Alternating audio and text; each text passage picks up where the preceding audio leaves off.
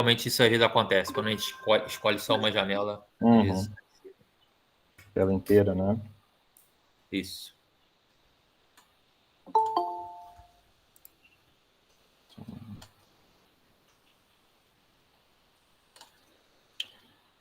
Já está no modo de apresentação agora? Agora sim, tudo Beleza. certo. Então tá. Bom, obrigado de novo. Né? Hoje vou falar então dessa que é uma das minhas, acho que é o carro-chefe lá do meu grupo, no Brasil, no Departamento de Bioquímica, né, o ICBS, lá na Universidade Federal do Rio Grande do Sul, que é, então, a linha de pesquisa onde a gente propõe esse receptor, o RAGE, né, como alvo terapêutico na doença de Parkinson. Bom, eu vou iniciar então falando sobre o RAGE. Ele é um receptor que ele é expresso somente em mamíferos. Né? Então aqui, né, tem os subgrupos de mamíferos onde ele aparece. E ele é através de alinhamento estrutural 3D, se viu ele tendo como ancestral comum moléculas de adesão homofílicas. Né? Isso foi visto em 2014 e até foi meio surpreendente na época. Então, ele tem uma estrutura em comum com moléculas como BCAM, ALCAN, MCAN. Né? E essa proteína é uma proteína da superfamília das imunoglobulinas. Né? Então tem uma cadeia variável e duas cadeias constantes. Né? E na vida adulta é bastante pouco expresso, bastante pouco, né? É bem pouco expresso, né? Quase não existente a expressão desse receptor na maioria das células. Então existem algumas exceções. Né? Então eu peguei esses dados aqui do Atlas de Proteínas Humanas. O que se sabe do RAGE é que ele é bastante expresso durante o desenvolvimento embrionário no sistema nervoso central, mas no cérebro adulto a expressão dele é reprimida, vai aparecer principalmente em células endoteliais no cérebro. Também células endoteliais em alguns tecidos endócrinos, um pouquinho também ali nos rins, mas a expressão constitutiva principal desse receptor vai ser nos pulmões. E para nós acaba sendo até um dado curioso, não é a função que a gente está acostumado a falar e a estudar do RAGE nos pulmões. Provavelmente ele tem uma função de molécula de adesão, né, no epitélio pulmonar. Mas nas outras células, em todo o organismo, e inclusive quando esse receptor foi descoberto pela primeira vez, né, na década de 90, a indução da expressão dele acontece justamente em condições não patológicas, condições não relacionadas a um estado basal fisiológico. Né? Então, ele vai ter ativação da sua expressão em condições pró-inflamatórias, ou então na presença dos seus ligandes, que a gente vai falar um pouco mais daqui a pouco. Então, o que são esses ligantes do RAGE? Né? Ele recebeu o nome, né, de produtos finais de glicação avançada, mas ele é um receptor de reconhecimento de padrões. Né? Então, ele é ativado, essas características são em comum, né, com os Toll-like receptors, por exemplo. Ele é ativado por DAMPs e PAMPs, né, esses padrões moleculares associados a dano e a patógenos. Também se viu que algumas proteínas que a gente está acostumado a ver com proteínas tendo ações específicas intracelulares, quando elas estão no meio extracelular, também interage com esse receptor, HMG, proteínas da família SCMB, HMGB1 é uma proteína de empacotamento nuclear, e a própria HSP70, a chaperona, inclusive isso aqui foi descrito pelo nosso grupo.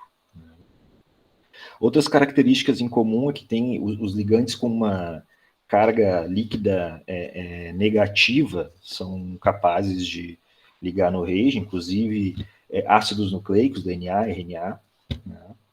É um receptor extracelular, então DNA e RNA, quando estão fora da célula, também são capazes de ativar esse receptor. E outras características de ligantes são que tanto algumas dessas proteínas como outras coisas, né, outros peptídeos e proteínas, são moléculas que têm uma tendência a oligomerizar. Né? Então, fibrilas amiloides, produtos finais de glicação avançada, são ligantes de RAGE também. E a ligação desse receptor está associada à formação de multímeros. Né? Então, o que parece acontecer na presença de ligantes é que várias subunidades de RAGE são recrutadas e, dependendo de como é que elas são recrutadas, elas vão induzir diferentes ativação de diferentes vias de sinalização, né? Ou em diferentes graus de ativação. Tá? Então, assim, um panorama geral da ativação e sinalização do RAGE, né? Nós temos o que acontece, né, nas células que não, na maioria das células, então, excetuando pulmões aqui, né, o que acontece na maioria das células, que vão expressar muito pouco ou nenhum RAGE, é que em condições de inflamação, nós vamos ter liberação de certos ligantes de RAGE, né, então já se viu aí que tem liberação de proteínas como HMG, proteínas, né, S100B principalmente no meio extracelular, e também HSP70. Esses moduladores proteicos podem ligar no RAGE. Fibrilas amiloides, então, isso é bem descrito, né, a peptídeo beta-amiloide sendo um ativador de RAGE. Como eu falei antes também, ácidos nucleicos, RNA e DNA, podem se ligar diretamente ao RAGE, ou então fazer complexos com HMG, e essas duas coisas ligarem no RAGE e induzir um sinal pró-inflamatório. Também os seus primeiros ligantes, os produtos finais, os AIDs, produtos finais de glicação avançada, tanto no caso de diabéticos, mas nós vamos ter o problema dos AIDs da alimentação. Né? Pessoas saudáveis têm um bom sistema de detoxificação desses AIDs. Mas aqueles que são formados também dentro das células, né, ou na circulação, isso também, né, diabetes é um problema, né? Eles podem, então, ligar, né, nesse receptor, levar a sua ativação. Então, como eu falei, é um receptor que, né, em condições basais, ele vai estar muito pouco expresso, mas uma vez sendo ativado, né, interagindo com seus ligantes, ele vai induzir uma cascata de sinalização que envolve a proteína MDA1, ou diaphanous protein, né, que é uma proteína de citoesqueleto, é o seu segundo mensageiro, e uma cascata que invariavelmente vai envolver ERK1 e 2, né, podendo ter outros sinalizadores, mas sempre vai ter ativação de ERK1 e 2 e do fator de transcrição pró-inflamatório NF-κB. E como o gene RAGE tem um elemento responsivo para o NF-κB, é por isso que a presença dos seus ligantes acaba aumentando a sua própria expressão. E aí, além disso, né, nós temos a ativação de NADPH oxidase, que vai levar à produção de superóxido, principalmente, né, espécies reativas. O NF-κB vai levar ao aumento da expressão de outros genes que aumentam a produção de espécies reativas, mas a gente vai ter todo aquele leque de genes pró-inflamatórios regulados pelo NF-κB, que vão, né, citocinas pró-inflamatórias, quimiocinas e recrutadores de células do sistema imune que vão ser ativados, né, pelo NF-κB, levando então ao aumento da inflamação daquele tecido, daquele órgão, né, que vai ser o alvo, né, daquele processo inflamatório. Então, esse processo acaba se auto-perpetuando, né, a gente sabe todo o papel que a ativação de NADPH oxidase tem na manutenção do burst pró-inflamatório, e a gente estabelece, né, esse eixo de retroalimentação positiva.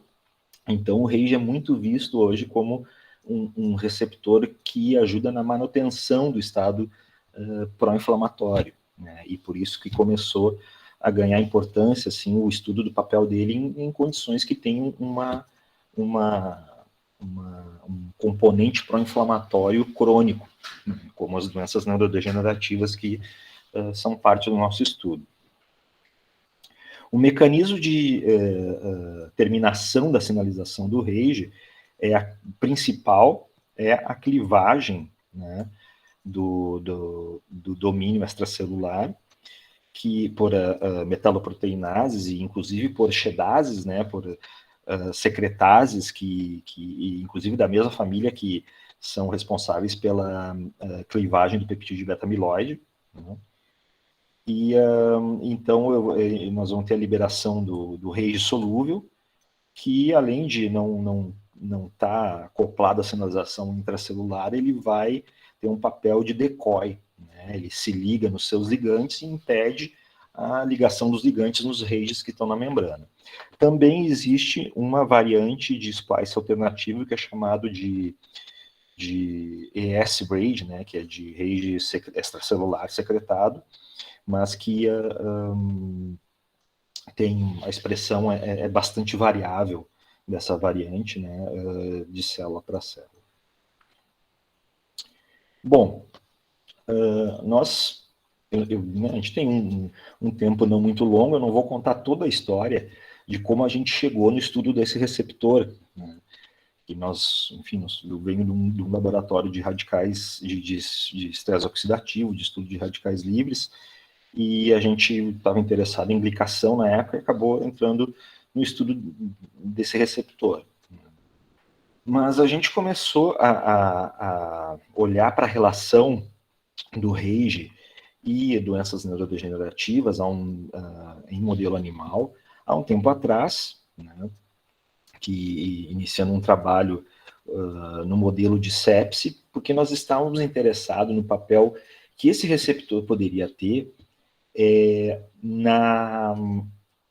no dano neurológico e possível neurodegeneração causado por inflamações sistêmicas, né? Então,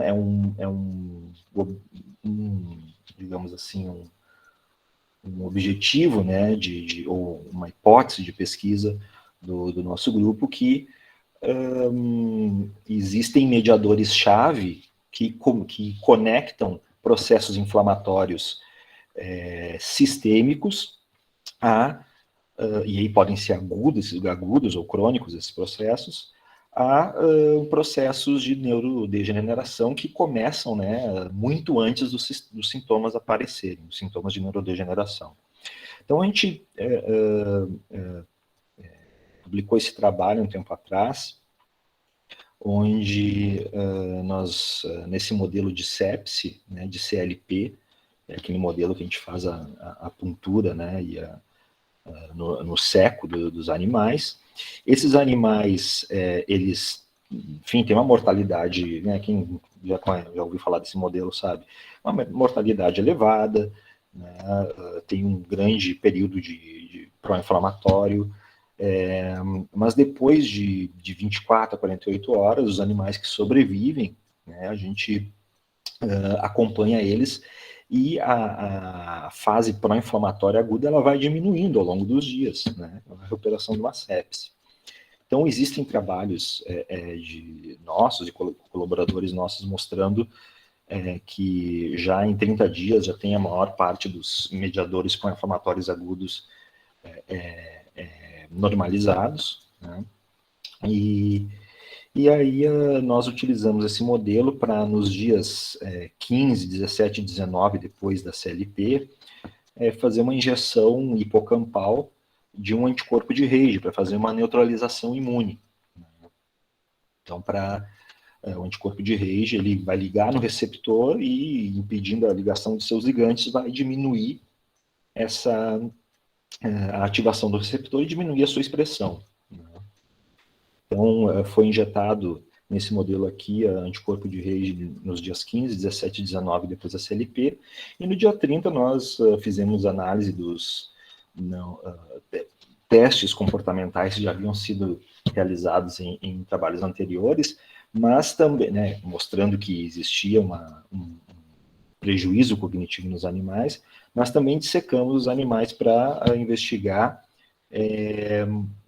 marcadores bioquímicos relacionados à neurodegeneração que se observam na doença de Alzheimer, né, no caso, que seria o peptídeo beta-amiloide e a fosforilação de tal. Então, nesse trabalho, a gente observou, né, um aumento no peptídeo beta-amiloide no hipocampo, peptídeo beta-amiloide normal, né, não estou falando de placas aqui, são ratos Wistar, então são animais que nem desenvolvem placas, mas a gente observou um acúmulo de peptídeo beta-amiloide, de tal fosforilada, nas serinas 202 e 396, né, 202 por Western blot, 396 por imunofluorescência. A gente viu também um pouco desse efeito no córtex pré-frontal, só a fosforilação de tal ela foi transitória, né? Ela aumentou, mas já em 30 dias ela diminuiu, só que o acúmulo de beta-amiloide não. E o que nós vimos foi que, né, nesse modelo aqui de neutralização imune, a gente teve vários efeitos de neuroinflamação diminuídos. Então, aqui nessa primeira figura, a gente tem um aumento de RAGE, né, no hipocampo, que foi revertido pela neutralização imune do RAGE nos animais que receberam o anticorpo. Né? Isso aqui tudo em 30 dias. Tá? Aqui nós tivemos, então, né, fizemos imunofluorescência para IBA1, GFAP, vimos uma ativação, né, astrocitária, microglial, que também foi diminuída significativamente pelo RAGE, pelo anticorpo do RAGE. A fosforilação de tal, então aqui já está um pouco diferente, né, que os animais XAN, CLP e CLP com anticorpo de RAGE. A gente teve toda a fosforilação de tal no hipocampo. Aqui são os mesmos, é o mesmo tecido, só que em aumentos diferentes, tá? Só para situar melhor. Então, todo esse aumento na fosforilação de tal no hipocampo foi revertida pela administração do anti-RAGE, e o acúmulo de beta-amiloide também. Então, nós vimos também outros marcadores bioquímicos de sinalização relacionados à ativação dessas células, não vou entrar nos detalhes. Só para fechar, então, esse trabalho, né, foram realizados testes de esquiva inibitória e reconhecimento de objetos, e o anticorpo, né, essa neutralização imune, teve um reflexo também, não só nesses marcadores bioquímicos, mas também no teste de memória e de cognição. Então, nesse trabalho, nós vimos que um modelo que ele comparado aos modelos que eu vou mostrar daqui a pouco, é um modelo relativamente agudo, né? A inibição do RAGE inibiu a fosforilação de tal, inibiu o acúmulo de beta-amiloide e a ativação astrocitária e microglial, e também o declínio cognitivo causado por esse evento de inflamação sistêmica. Bom, então, a gente fez esse primeiro trabalho e a gente viu que tinha esse efeito, né, do RAGE nesses efeitos causados pela sepse no cérebro, que já eram conhecidos, e nós voltamos, então, para o problema da doença de Parkinson. Porque, até assim, a relação do peptídeo beta-amiloide com o RAGE ela já é bem descrita, era uma coisa já bem conhecida. Né? Mas no Parkinson não existe, né? Existem muitos, quando a gente começou a trabalhar com Parkinson e RAGE, em 2015, 2014, não me lembro, existiam 12 ou 13 trabalhos na literatura que mencionavam Reisz de Parkinson e não tinham muita investigação experimental sobre isso. Então, só para relembrar, né, ou falar rapidamente, o Parkinson, nós temos a perda seletiva de neurônios dopaminérgicos aqui do eixo nigroestriatal. Então, neurônios que se projetam da substância negra até o estriado. Né? E que quando a gente consegue ver a deterioração motora nos pacientes, a gente já tem uma perda que pode variar entre 60% a 80% dos neurônios dopaminérgicos, ou seja, é uma doença que, na realidade, ela já está ocorrendo há muito tempo antes dos sintomas. Né? E isso é uma coisa que também nos interessava, né? Que pode estar associado, a gente pensou, né? Uma das hipóteses pode estar associado a eventos inflamatórios que nem a gente nem desconfia que podem estar disparando, originando um evento de degradação ou de prejuízo em nível de cérebro ao longo de anos. Bom, então, em primeiro lugar, nós fizemos um estudo, um proof of concept. Né? Usamos um inibidor farmacológico de Reisz, que é o único que existe no mercado, na realidade. Esse aqui é FPSZM1. Né? Um inibidor farmacológico que foi desenvolvido não faz muito tempo. E usamos esse modelo, que é um modelo clássico, não dá para ser chamado de Parkinson, mas sim de morte dopaminérgica, né, de um modelo de inervação dopaminérgica com 6-hidroxidopamina em ratos Wistar. Então, um desenho simples, tivemos animais Sham, né, que tiveram uma cirurgia Sham, animais que receberam direto na substância negra o inibidor de Reisz, um grupo com a 6-hidroxidopamina, uma injeção hemilateral, né, aquele onde a gente só injetou em um hemisfério, e um grupo que recebeu a 6-hidroxidopamina e o inibidor de Reisz ao mesmo tempo. 14 dias, né, depois da recuperação, os animais foram submetidos a testes comportamentais e o cérebro foi utilizado para análise. Então, também resumidamente aqui, não vou mostrar todos os dados do trabalho, mas aqui, né, então, a parte da substância negra com uma imuno para Reisz, né, e aqui a substância negra dos animais que receberam a 6-hidroxidopamina, teve um aumento de células Reisz positivas. Aqui no maior aumento, a gente viu que eram células com morfologia neuronal, que até nos surpreendeu, porque esperávamos células microgliais, que é o que acontece em situações de neuroinflamação, outras situações de neuroinflamação. E aí sendo expressa em células microgliais. Aqui o controle, né, do inibidor de Reisz isolado, e o inibidor de Reisz mais a 6-hidroxidopamina teve uma grande diminuição, e a morfologia das células já ficou uma morfologia endotelial, né, que é mais característica, eu falei antes lá, mais característica é o que tem de Reisz no cérebro em pessoas saudáveis, em indivíduos que não estão tendo processos pró-inflamatórios no cérebro.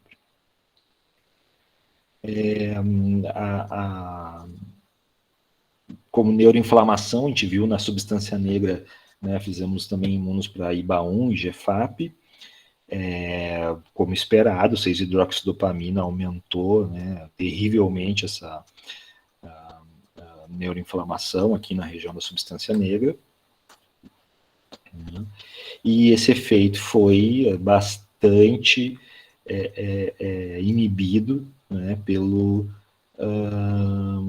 inibidor de Reisz. Vimos também nesses mesmos animais, isso aqui são células, né, que foram analisadas nos animais, né, a subunidade, quando o NF-κB é ativo, a subunidade P65 vai para o núcleo, né, então nos animais controle ele está todo no citoplasma, Aqui a gente, né, com inibidor de RAGE, acabou, né, uma morfologia mais vesicular, mas nos animais, né, de 6-hidroxidopamina, ele co-localiza com o DAP, né, que está lá no núcleo. E aí, com o inibidor de RAGE, isso aqui volta, né, para o citoplasma e também parece uma morfologia um pouco mais vesicular também. Né? Também analisamos citocinas no líquor, né? Também o inibidor de RAGE, enfim, diminuiu todos os parâmetros de neuroinflamação que a gente analisou. Aí, na derivação dopaminérgica, que é um staining para tirosina hidroxilase, né, o marcador ouro do neurônio dopaminérgico. Isso aqui é um corte sagital do encéfalo de rato, e aqui a gente tem estriado em 1, né, e todo o caminho da derivação dopaminérgica até a substância negra, que é no 5. Então aqui a gente tem o 5 no maior aumento, 5 no menor aumento, né, os corpos neuronais com tirosina hidroxilase, né, a enervação, os feixes, né, fazendo todo esse caminho aqui até chegar, né, nos terminais lá no estriado. Então, bem claro, bem esperado, né, 6-hidroxidopamina causa essa denervação, e esse efeito foi bastante também revertido, né, não totalmente, mas foi bastante revertido pela presença do inibidor do RAGE. Então, claro, também fizemos testes motores, como o rotarod, a rotação induzida por apomorfina, né? Então, vocês podem ver aqui que os animais que receberam inibidor de RAGE sempre teve, né, um efeito protetor, né, aqui nesses, e aqui também um open field, né, vemos o número de hearings, não é um teste motor, né, mas também realizamos, foi pedido pelos revisores, nós realizamos, e então, isso aqui foi nosso proof of concept, mostrando o RAGE tem um papel, né, que pode estar envolvido no controle da inflamação, né, e que nesse modelo, que é um modelo que mata células dopaminérgicas, ele foi protetor. Bom, só para fechar uma lacuna, como eu falei, a gente esperava, né, que você vai ver aí os trabalhos com neuroinflamação, você vai encontrar RAGE principalmente em célula, ou principalmente em microglia, mas também às vezes em astrócitos. Fizemos comarcação e, para nossa surpresa, ele apareceu nos neurônios dopaminérgicos, né, que inclusive são os neurônios que são perdidos, né, então fica até um pouco... provavelmente não é só do dopaminérgico, mas outros neurônios, porque o RAGE aumenta e os neurônios dopaminérgicos diminuem nesse modelo, né? E realmente ele comarca com vários neurônios dopaminérgicos, não só com isso, né? E quando a gente inibe o RAGE, ele vai de novo para células, aqui é né, provavelmente um vaso também, né, para células que não são células que expressam tirosina hidroxilase. Bom, então, a partir daí a gente resolveu, né, ampliar o leque de modelos, entre modelos celulares e modelos animais. A gente começou a utilizar esse modelo de neurodegeneração, que é um modelo bastante interessante para nós, porque ele é um modelo também de inflamação sistêmica, um modelo com LPS sistêmico. Então, a gente tem esse trabalho aqui da GLIA de 2007, que eles dão um choque de endotoxêmico, né, com LPS, uma concentração alta de LPS nos animais, também há uma grande mortalidade, mas os que se recuperam, né, eles começam a desenvolver um processo lento de neurodegeneração, um processo que aqui, a partir de 6 meses, dependendo, no nosso laboratório a gente observou até a partir de 3 meses, mas a partir de 6 meses tem uma clara perda de neurônios TH positivos. E o que é interessante é que nesse modelo, né, além de ser uma neurodegeneração lenta e progressiva, ela é específica de neurônios dopaminérgicos da substância negra, né, e não e a gente observa vários outros neurônios de outros tipos, né, de outras regiões não sendo afetados. Então, ele é aqui, por exemplo, eu tenho neurônios dopaminérgicos do VTA, né? e que não são afetados. E aqui na substância negra, né, a gente tem uma perda bem distinta. Então, ele é um modelo bastante bom de doença de... eu não vou chamar de doença de Parkinson, mas isso aqui sim é um modelo de neurodegeneração dopaminérgica, e mais do que isso, é um modelo de neurodegeneração nigroestriatal. Então, acaba sendo um modelo muito bom para estudo de doença de Parkinson. Então, nós realizamos vários experimentos no nosso laboratório. São experimentos de 10 meses, né? E eu vou mostrar aqui, então, alguns experimentos, né, alguns dados. Nós temos dados em animais que nós estudamos em 1 dia, em 15 dias, né, que eu não vou falar aqui por questão de tempo, eu vou preferir nessa apresentação trazer para vocês dados que ainda não foram publicados. Tá?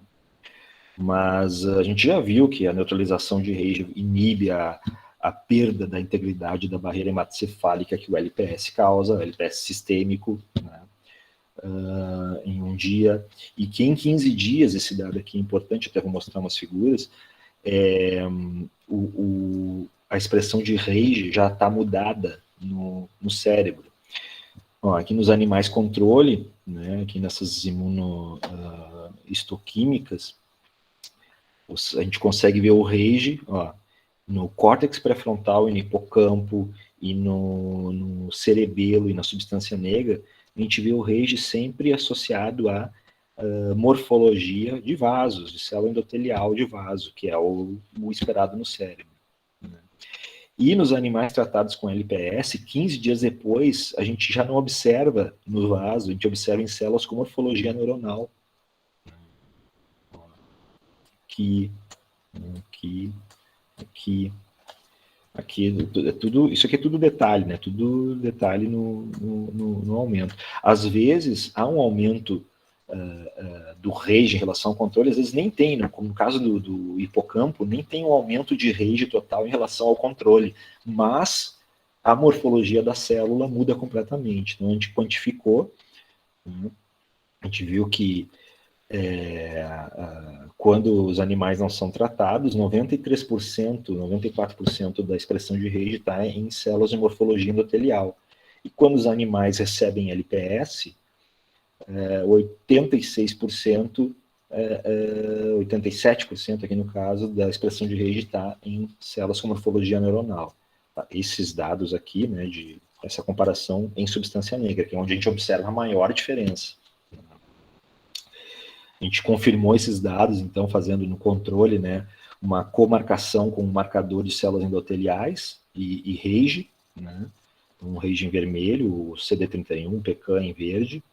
Então, não só a morfologia, mas a comarcação vê uma grande colocalização. E nos animais tratados com LPS, né, na substância negra, a gente até tem algumas colocalizações, mas daí CD31, tem muito mais espaço de CD31 isolado, sem comarcação, e alguns espaços, né, as células com RAGE não apresentando comarcação com CD31. Então, parece que o RAGE sai da célula endotelial. E parece que ele vai parar no neurônio. Né? Então, a gente tem aqui a substância negra, células controle. A gente tem aqui uma marcação de RAGE associada a um vaso, né? E tirosina hidroxilase, né? As células todas verdinhas aqui. Enquanto no LPS, as células já começam a apresentar comarcação, né? Ficam amarelas pela comarcação do RAGE com a tirosina hidroxilase. Né? Então, a gente fez uma análise aqui nesse trabalho e realmente mostramos por confocal que são as mesmas células que apresentam marcação para as duas proteínas e são células de morfologia, não só morfologia, mas se tem tirosina hidroxilase, a célula é neurônio dopaminérgico. Então, agora, esses dados não publicados, né, eu vou mostrar, então, resultados onde a gente realizou a inibição, dois modelos de inibição do RAGE, né, um que a gente fez um pré-tratamento com RAGE, e aqui nesse modelo, na realidade, nós estamos, então, inclusive diminuindo a própria inflamação causada pelo LPS, que o RAGE tem bastante participação, né, no processo pró-inflamatório. E outro modelo onde a gente, depois dos animais se recuperarem, nós realizamos uma injeção de FP, uma injeção hemilateral do inibidor de RAGE na substância negra dos animais. Então, além de uma curva de tempo, a gente analisou os animais 10 meses depois do LPS, nesses dois modelos de inibição. Aqui, então, né, LPS, 2 meses depois receberam um inibidor de RAGE em um dos hemisférios, na substância negra, e 10 meses depois do LPS, ou 8 meses depois dessa cirurgia, nós analisamos os animais. Então, primeira coisa aqui, né, a gente mostrou, eu trago para vocês aqui o neuroinflamação, né, aqui em 15 dias, 30 dias, 6 meses e 10 meses depois do LPS. E aqui em cima os animais controle, e aqui os animais que receberam LPS intraperitoneal. Então, a gente tem, né, uma clara ativação astrocitária microglial, né, aumentada em relação aos animais controles. Isso aqui muda um pouco o perfil de células, mas continua aumentado sempre em relação ao controle. Até em 10 meses diminui um pouco, né, se comparar aqui em 30 dias, mas é persistente. Né? Inclusive, tem trabalhos que falam mais sobre essa persistência, né, e de priming, né, de células que, mesmo depois de recuperado o animal, muito tempo depois, continuam com aquele fenótipo mais de ativação, né, de neuroinflamação. O inibidor de RAGE injetado intraperitonealmente antes do LPS, ele causa uma inibição desse efeito. Então, aqui, né, 10 meses, a gente compararia com aqui, essa figura aqui. Mas isso aqui não é surpreendente, né? Isso aqui não é esperado, né? Porque, na realidade, a gente está prevenindo um pouco da própria inflamação sistêmica acontecer. Mas o dado que a gente acha que eu acho mais interessante, né? Então aqui a gente tem as duas substâncias negras, né? Dos dois hemisférios. E aqui no lado ipsilateral, que foi o lado que recebeu o inibidor de RAGE 2 meses depois do LPS, quando a gente analisa os animais nesse ponto aqui, né, 10 meses depois do LPS, a gente vê uma inibição significativa da neuroinflamação, né, do staining para GFAP e IBA1 em relação ao outro hemisfério. Só uma parte também, eu não estou mostrando aqui as quantificações, tá, por uma questão também de uma didática e de tempo mesmo. Mas são resultados, quando eu digo que é significativo, é porque foi feita estatística disso. Tá? Então, aqui, né, a neurodegeneração dopaminérgica. Então, temos aqui também a substância negra. Né? Então, de novo, 15 dias, 30 dias, 6 meses, 10 meses, tem uma diminuição, né, aqui nos controles, e aqui nós vamos vendo uma diminuição paulatina, né? 6 meses, 10 meses, 30 dias a gente tem uma comarcação bastante característica, bastante forte, né, de RAGE e tirosina hidroxilase, tem também marcação de RAGE em outras células, né? 6 meses está aumentado o RAGE, ainda tem poucas células dopaminérgicas, 10 meses depois, então, está tomado de RAGE, substância negra, e muito poucas células dopaminérgicas, células tirosina hidroxilase positivas. Aqui nós temos, né, os animais, a substância negra dos animais de 10 meses que receberam o inibidor de RAGE antes da inflamação sistêmica com LPS, então bastante parecido aqui com o controle, né? Mas, de novo, assim, a gente tem uma diferença bastante significativa nos animais que receberam aqui o inibidor de RAGE em uma única dose 2 meses depois do LPS. Né? Então, aqui no lado ipsilateral, a gente tem uma maior concentração de neurônios TH positivos do que nesse lado, e uma também bem menos células com staining vermelho para RAGE do que esse outro lado aqui, o lado contralateral. Também nós vimos, né, esse modelo, originalmente não foi descrito nesse modelo acúmulo de alfa-sinucleína. Né? Foi descrito algum tempo mais tarde. Nós então fizemos staining para alfa-sinucleína. Isso faz esse modelo ser mais interessante ainda, porque além de diminuir as células dopaminérgicas TH positivas de maneira bastante específica, o LPS, né, ele aumenta aquela injeção com a LPS única, né, os animais se recuperaram a partir de 6 meses, a gente consegue ver, olha só, um acúmulo de alfa-sinucleína e ele é um acúmulo muito restrito à área da substância negra. Né? Então, realmente esse modelo aqui ele acaba sendo melhor que muitos modelos genéticos de Parkinson, na minha opinião. Então fizemos, né, um co-staining para RAGE alfa-sinucleína. A gente tem um aumento de RAGE na substância negra, que acontece com a idade, aqui a gente vê um pouco, né, nos 10 meses, mas é um aumento que vai, nos animais tratados com LPS, a gente vai vendo ser bem mais intenso, e também um acúmulo de alfa-sinucleína bem mais intenso. Então, nos animais que receberam o inibidor de RAGE 2 meses depois do LPS, também, se a gente comparar, aqui olha só como é restrito à área da substância negra esse staining de alfa-sinucleína. E se a gente comparar, né, os dois lados, o lado que recebeu o FPS, ele tem bem menos alfa-sinucleína acumulada do que o lado com injeção salina. Então a gente fez, né, algumas colocalizações para confirmar nesse modelo 10 meses depois, a gente tinha visto 15 dias depois, né, mas 10 meses depois, a localização do RAGE aqui nos diferentes grupos, o LPS, os 2 grupos de animais tratados com inibidores de RAGE.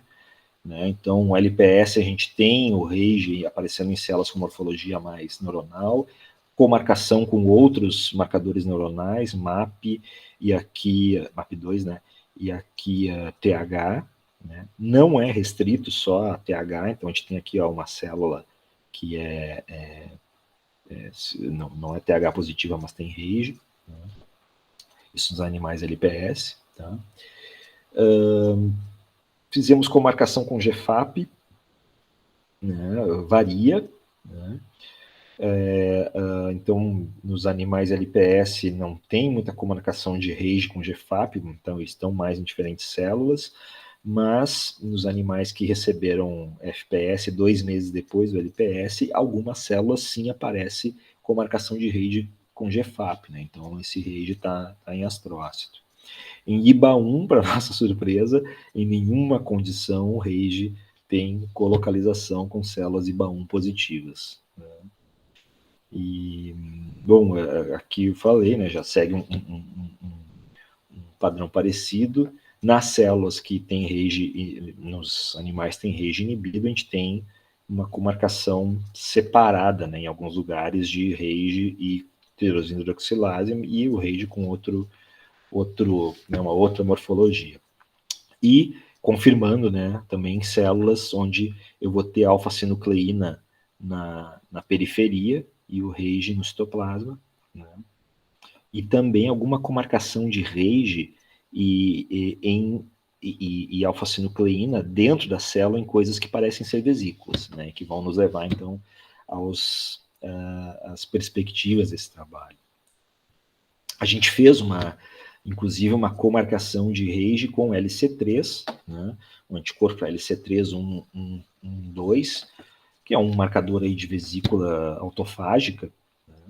E teve bastante comarcação nas células em que a gente encontrou, né? Teve uma comarcação bastante significativa que os inibidores de RAGE parecem ter desfeito, né, revertido. Quando eu digo os inibidores de RAGE, são as duas condições que a gente inibiu o RAGE. E também alguma comarcação com acridina orange. Então, levando aí a gente a hipotetizar alguma relação com a maquinaria autofágica. Aqui também, só para concluir esses dados, fizemos, né, o teste do Rota-ROD e nas duas condições, né, do RAGE, com o FPS, a gente teve um efeito significativo em relação aos animais que receberam só LPS. Tá? Bom, conclusões desses dados aqui, né, nós estamos em fase de escrever o manuscrito com esses dados aqui, com outros resultados, né, mas que a injeção unilateral do antagonista de RAGE na substância negra 2 meses depois da inflamação sistêmica induzida pelo LPS, inibe a neuroinflamação. A gente vê lá em 10 meses, né, a neuroinflamação inibida, a perda de neurônios dopaminérgicos inibida, a inibição de acúmulo de alfa-sinucleina inibida e ainda resgata, né, a performance de Rota-ROD dos animais. Então, o que nós estamos hipotetizando, né, é que essa inibição do RAGE ela dá, então, uma ajuda, né, no processo assim, aliviando esse processo de neuroinflamação, que acaba atacando, né, a substância negra, quebrando aquele ciclo de retroalimentação positiva, e isso pode ser positivo, né, inclusive num contexto clínico, quem sabe. Perspectivas de curto e longo prazo, né, nós estamos com estudos animais em andamento, né.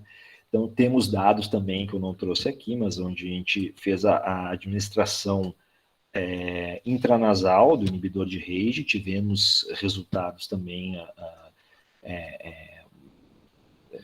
parecidos com esses aqui, né, parecido no sentido de que todos os parâmetros avaliados foram também revertidos.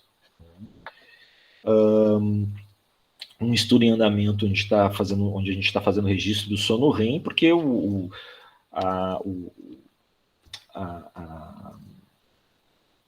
a desordem associada ao sono REM, né, a interrupção do sono REM, ou enfim, déficit, né, do período de sono REM, ela é considerada na clínica, é considerado um dos maiores fatores de risco para Parkinson. E aqui eu não tenho muitos dados ainda para comentar.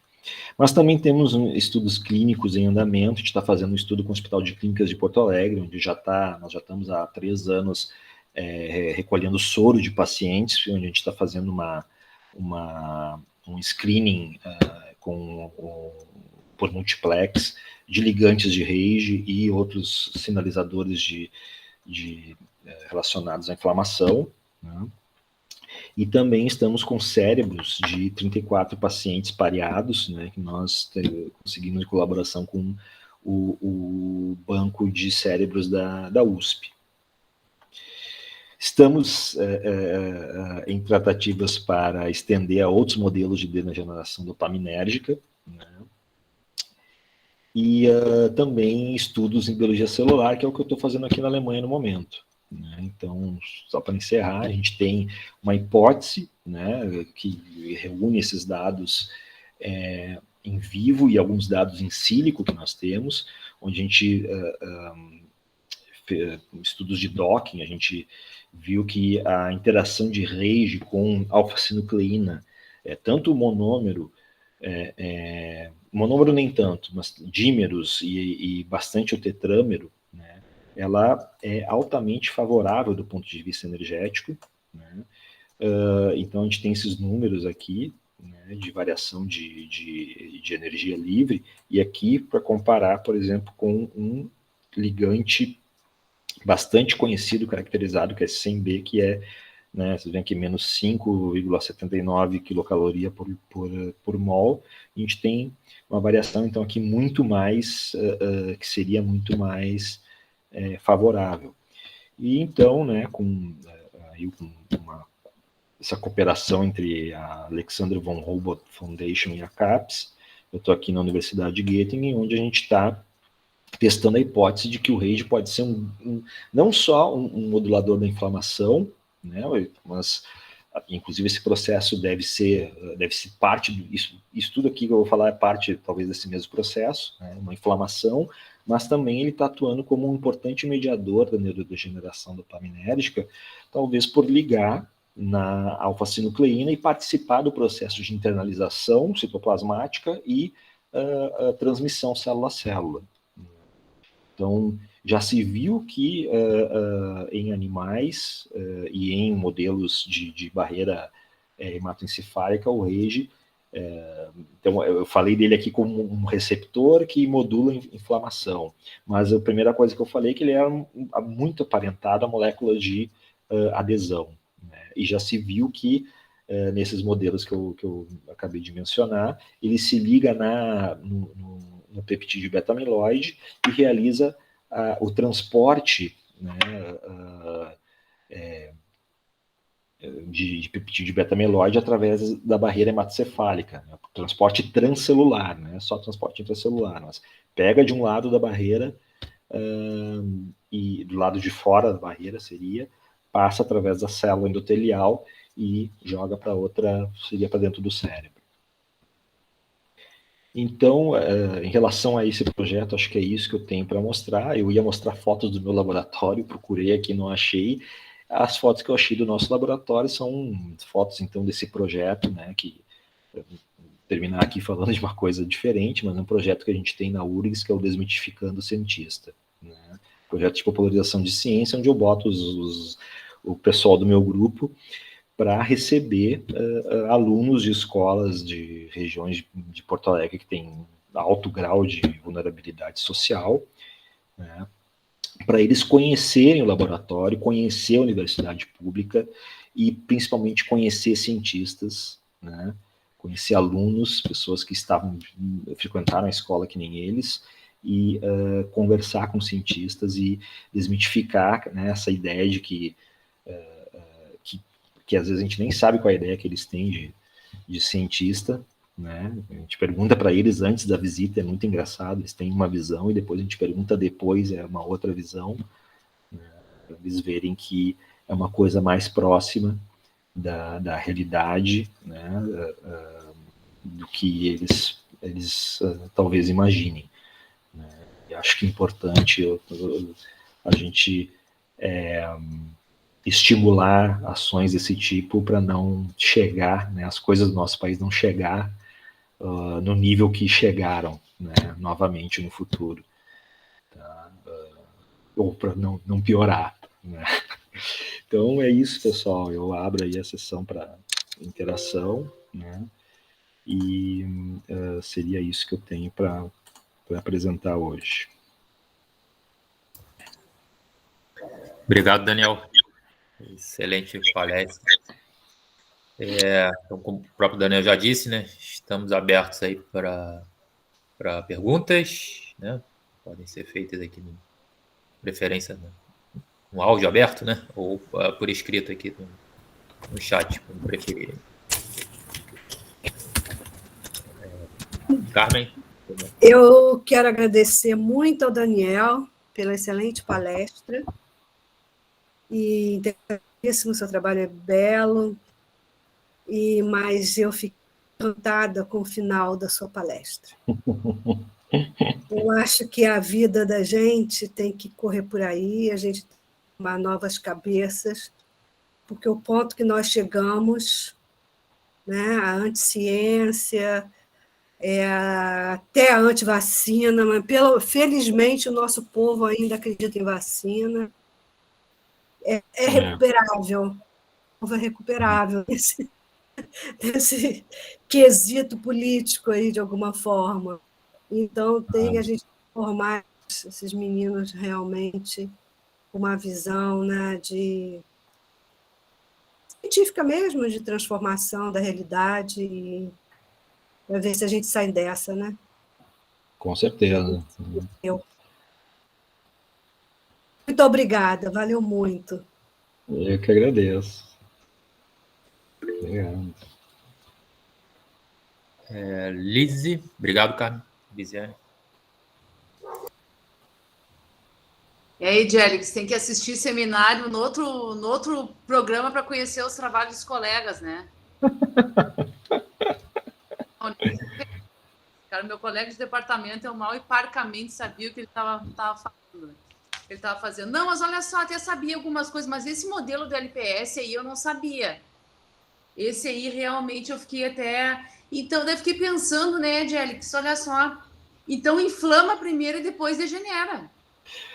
Tem o choque, né? E alguma coisa acontece lentamente, silenciosamente, né? Que chega no cérebro e, por alguma razão, atinge de maneira bastante específica ali a substância negra, o eixo negro estriatal.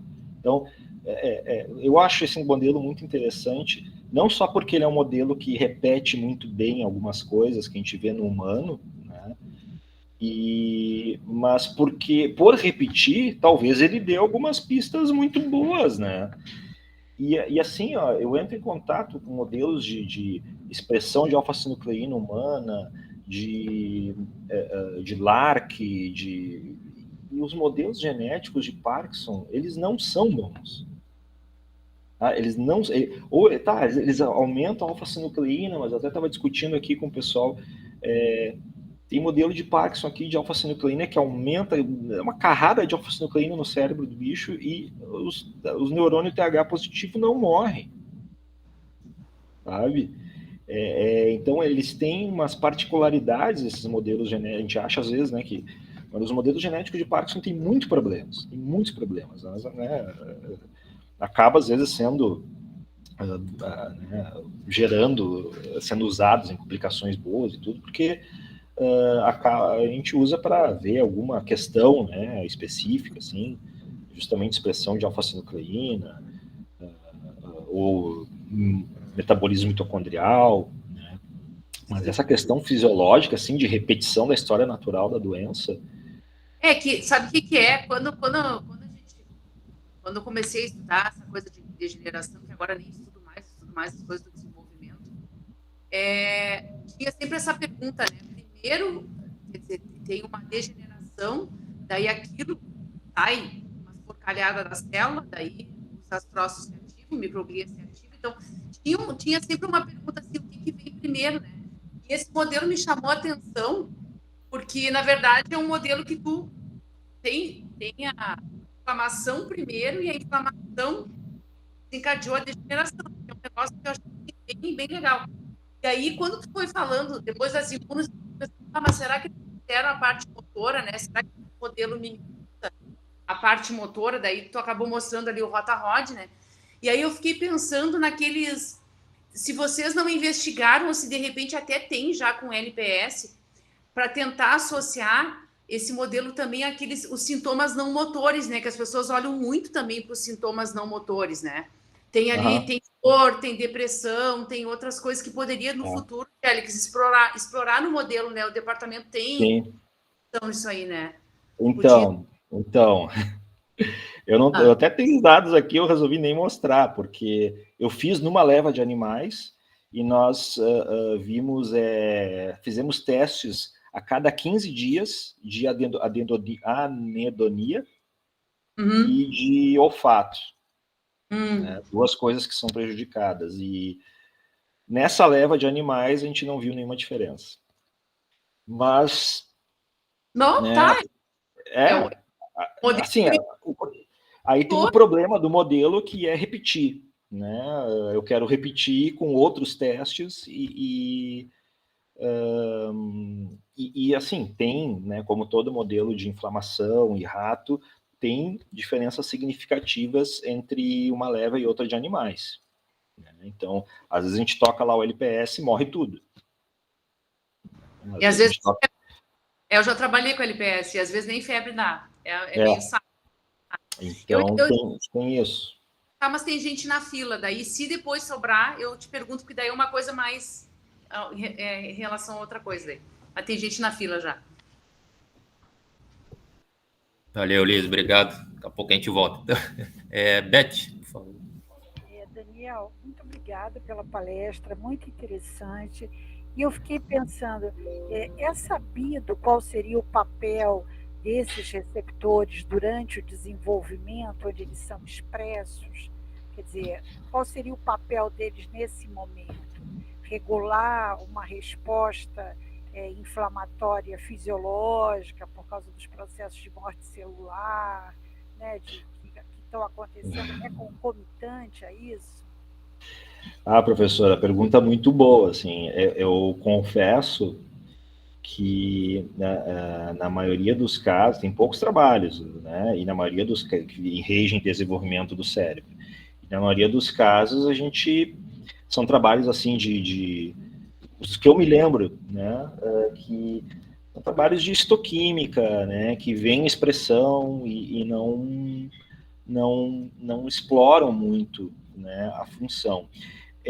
Assim, a minha opinião, né, bem opinião mesmo, né, um achismo, né, mas hoje eu acho que é um chute mais bem fundamentado, né, é que tenha algum papel importante durante o desenvolvimento nas interações de adesão, né, como atuando ali como molécula de adesão homofílica, aquelas interações de reconhecimento que fazem as células de uma estrutura se reproduzirem, e aí chega num determinado ocupação de espaço, tem que parar e decidir ir para outro lugar, aquela coisa assim. Mas é um chute mesmo, né? Porque, como eu falei, se percebeu que ele tinha, se viu que ele tinha esse parentesco com moléculas de adesão homofílicas muito mais recentemente, em 2014, 2015. E o receptor foi descrito a primeira vez na diabetes, nesse papel pró-inflamatório lá em 96, 97, pela Anne-Marie Schmidt. Então, quando se descreveu a primeira vez que ele estava sendo expresso durante o desenvolvimento, se olhava para ele como um receptor pró-inflamatório que não se sabia por que tinha no pulmão também, né? E hoje a gente sabe que, se ele tem essa estrutura e tanta semelhança com molécula de adesão homofílica, talvez tenha talvez a gente esteja olhando para uma molécula que é de adesão, mas que é importante para processos inflamatórios e relacionados também à adesão e transporte transcelular. É a minha opinião hoje. Ok, obrigada. Pablo? Obrigado, Beth. Oi, Daniel. Parabéns, a palestra é excelente, os dados super legais, fazem todo sentido. Você está me ouvindo? Vocês estão me ouvindo bem? Tô, sim, tranquilo. Okay. Eu tive problema com áudio, estava na dúvida. Minha pergunta é muito pontual. Me chamou muita atenção da sua marcação e que faz sentido, né? Enfim, o RAGE é um receptor super promíscuo, né? E, enfim, condições inflamatórias, o astrócito libera sem beta-beta. Então, enfim, é bem interessante, faz todo sentido. Mas você olhou a ferramenta que você utilizou, os anticorpos que você utilizou nessa imunomarcação, eles pegavam o RAGE solúvel também? Porque tem anticorpo específico para o RAGE solúvel. Vocês diferenciaram isso? Tem alguma coisa específica que você possa falar sobre isso? Não, é uma questão também interessante, mas por que nós nos preocupamos, Pablo, em usar bons anticorpos para RAGE, que a gente tinha certeza que estava detectando RAGE, porque é difícil. São anticorpos, os primeiros anticorpos da RAGE que apareceram no mercado, eram anticorpos que eram muito sujos, né, vindo pelo blot, assim, a gente via uma coisa muito suja, em todos os pesos moleculares, assim, não eram bons, né, foram melhorando com o tempo os anticorpos no mercado, e ainda hoje a gente pega, assim, anticorpos de 2, 3 companhias, ou às vezes de lotes diferentes da mesma companhia, e daí vai lá, faz uma imuno, e numa imuno o anticorpo aparece no núcleo, na outra imuno aparece no citoplasma, né? E daí fica naquela, pô, será que é a mesma proteína? Será que, né? Aí, pô, até assim, esse do núcleo, uma vez, não, joga fora isso aí. Aí agora saiu aí um trabalho mostrando umas variantes de splicing que o negócio está que estão só na membrana nuclear, né? E então assim, não, a gente se preocupou assim, ó, temos anticorpos que funcionam para Western blot e para imuno, e que no Western blot dá um sinal bem específico. Vamos usar esse. Funciona para imuno, beleza, né? E dos que a gente usou dizia que pegava um epítopo lá que estava nos dois, né? Então, com certeza, uma coisa a ser determinada, a ser estudada. Contextualizando, né, principalmente para os alunos, né, porque no contexto inflamatório você tem aí ativação de um monte de metaloproteases, várias proteases que vão poder clivar esse RAGE. Então pode fazer um samba do crioulo doido com RAGE nessas células. Então é super legal. Por isso que eu queria saber como é que estava isso no sistema do RAGE. Legal, obrigado, Daniel. Obrigado mesmo. Eu que agradeço, Paulo. Valeu, Paulo. Obrigado. Daniel, tem uma pergunta, acho que são duas perguntas. Primeiro, eu fiquei impressionado aí também, como a Liz falou, não conhecia realmente dessa degeneração seletiva, né, com a injeção da LPS, substância negra. Achei bacana, interessante. E aí eu tenho uma pergunta, né? Você mostrou, né, que os RAGEs aparentemente estão majoritariamente nas células endoteliais, né? E aí isso muda, né, bastante. Eu lembro de um gráfico que você mostrou, né? Para aparecer na glia e na microglia também. E aí a minha pergunta é se isso já tem assim estabelecido, do que freia, digamos assim, a expressão em situação normal, como você falou, fisiológica, do que está impedindo essa expressão nessas células gliais, por exemplo, o próprio neurônio, né, que também aparece. E se essa mudança, especificamente aí no caso do LPS, se você acha que pode ser, por exemplo, o transporte transcelular, né, como você até andou falando. Então, assim, ó, Alexandre, no nosso modelo, ele está no endotelial, né, e a gente vai observar esse negócio depois no neurônio. E até é engraçado, porque quando o Luciano, que era nosso pós-doc e nosso aluno de doutorado também, quando ele escreveu o paper, ele queria mandar com o título, e eu não deixei, de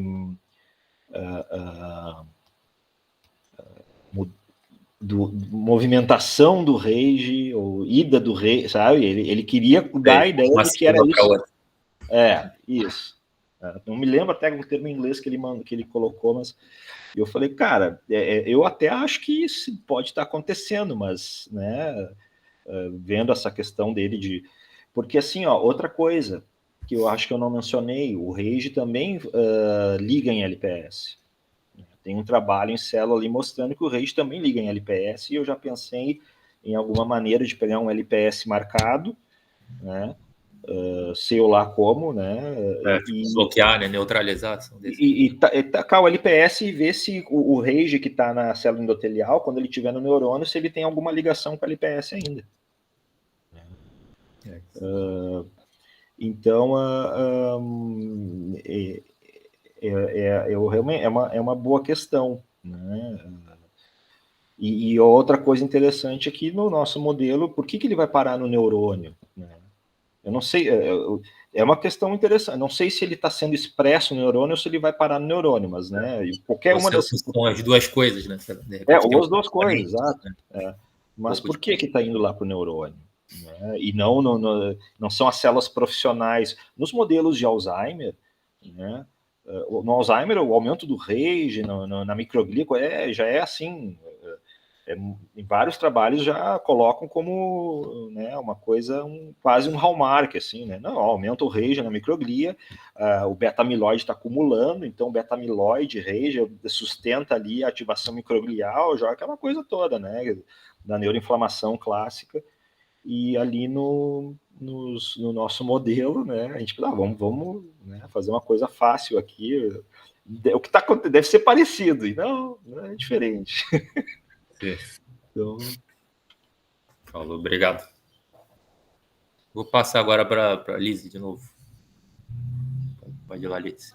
Só bem rapidinho, Daniel. Eu tinha notado aqui, ó, em relação ao ES-RAGE, o que é secretado, sabe? Uhum. Tu falou um pouco rápido ali.